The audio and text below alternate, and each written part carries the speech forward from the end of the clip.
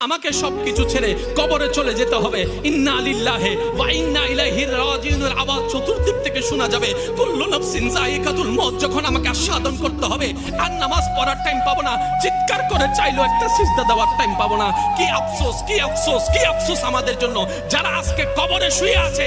তারা রবের কাছে ফরিয়াদ করছে, মাওলা একটা সুযোগ দাও, দুনিয়াতে গিয়ে একটা নামাজ পড়ে আসি, একটা সিজদা দিয়ে আসি। কবরবাসী চিৎকার করে রবকে বলে, মাওলা ভুল করেছি, ভুল করেছি, ভুল করেছি, একটা সুযোগ দাও।